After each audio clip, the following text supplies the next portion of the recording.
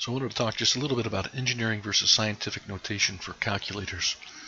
This will help you get the right amount of precision in your engineering calculations for mechanics, materials, and other engineering classes. As part of that, we'll talk about precision in engineering calculations and different symbols to represent powers of 10 to the 3. So you may have a different kind of calculator than what I'm going to show on the screen, but this is one that I found online that's a TI-83 Plus. So I'll just move that over here. And there's my cursor. So if we put in to do a calculation, let's say maybe we want to find the stress in a material, and we want to say the stress sigma is the force divided by the cross-sectional area, and maybe our force is 10,000 pounds.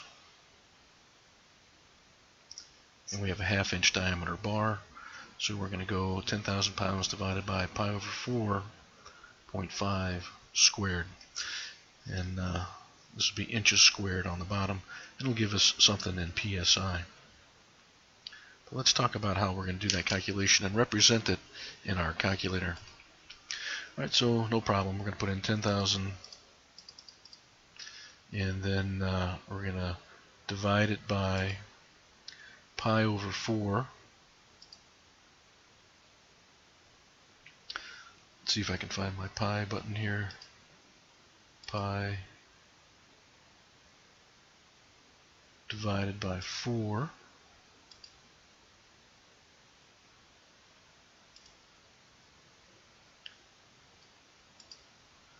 Alright, and now I'm going to take that, I'm going to divide it by 0.5 squared.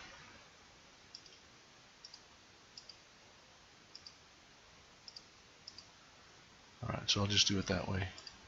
And I get this number, 50929.58179.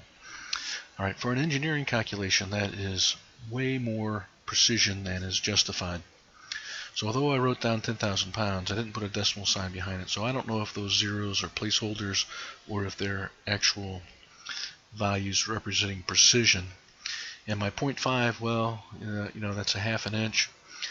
That may be a 1/2 inch that I'm using in my calculator, but if I go to measure a 1/2 inch diameter bar, I might be off by a couple thousandths of an inch one way or another.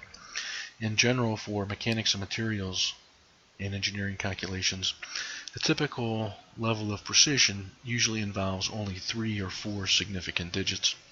So if I were to write this down on my page, let me scoot my calculator off the side here. If I were to write this down on the page as 50929.58, let's call it 18, that's way too much precision, and I would take points off for that on a test if I saw that level of precision. It's just not warranted. So all of these things here really aren't contributing to the usefulness of the precision in our engineering calculation. So if you wanted to, I suppose you could write this as 50900 and put a comma right here, and that's psi. But there's an easier way to let your calculator help you with this kind of calculation. Right now this is in what I would call a standard notation. It has all these decimal points. If we go and we look at the mode in our calculator, see how it says normal? We can change that to either scientific or engineering notation. Let's talk about scientific notation first. So I'm going to move it over there. Let's see if I can get it back now. So let's put in this number, 50929.58179. Let's see what happens. And I get 5.09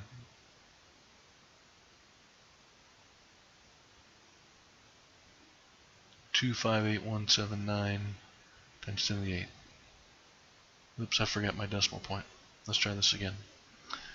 50929 5.58179. Okay, there it goes. So I have 5.092958.179, whatever, times 10 to the fourth. So that's scientific notation. Scientific notation puts your calculator where it only has one digit in front of the decimal point. And whatever this exponent is, could be 10 to the 3, 4, 5, whatever it is what it is here. This is scientific notation. And it may be fine if you're taking a physics class to write it like that, but in engineering calculations, I think you'll find it handy to use what's called engineering notation. So let's go back to our calculator mode,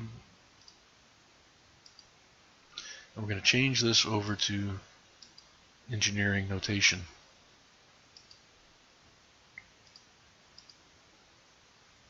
Okay, let's put in our number again, 50929.58179.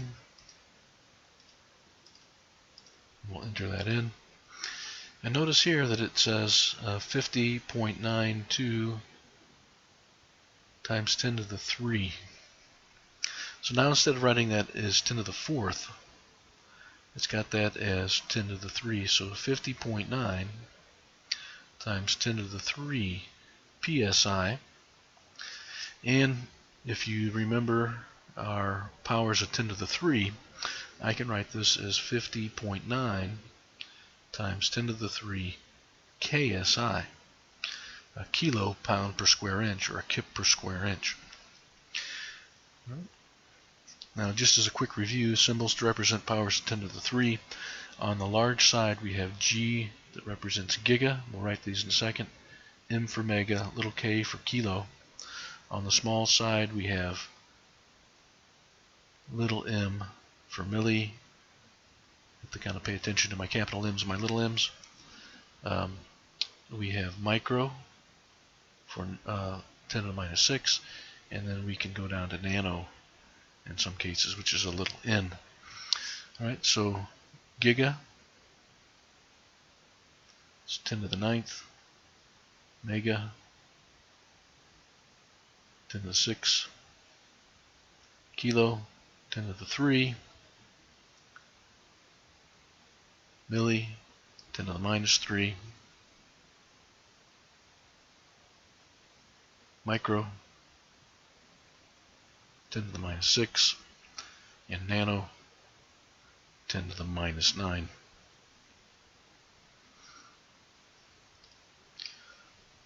And over here, let me fix this a little bit, it's 10 to the 3 psi, but when I use the symbol for the k, that would just be 50.9 ksi. So as I read this calculator, I can take a look at it and look at 50.9 times 10 to the 3. I can just write down 50.9 ksi. Now there should be another setting that we can reduce the number of decimal points. Let me see if I can find it. Okay, and that is located in the same area under the float in this calculator. Different calculators have different ways to access these panels. See, it says float, and then these are the number of digits to keep as precision. I selected 2, and so if I type in 50929.58179 with 2 digits, it keeps 50.93, and then with the engineering notation, times 10 to the 3. So I'd write this down as 50.9 ksi. Now, in general, in mechanics materials and other engineering classes, unless you have knowledge of the amount of precision that's involved, you want to keep only 3 or 4 significant digits.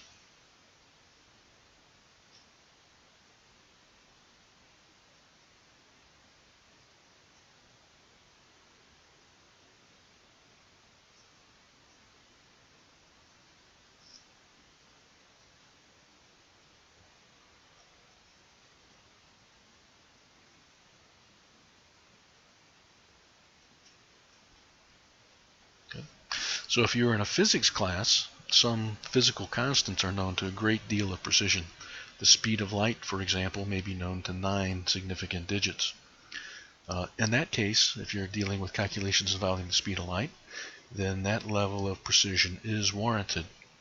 However, in most engineering calculations, as we mentioned, the loads may be a little bit variable, the diameter of a bar may not be very precise, the instruments that you use may not be terribly precise out to beyond more than 3 or 4 significant digits. So in most of our calculations, at least in mechanics materials, we'll keep only 3 or 4 significant digits. Alright, so this has just been a quick video on how to set your calculator for engineering notation. Most engineering type calculators have this feature, and it's a very handy one for you to use, and it will help you get the right level of precision.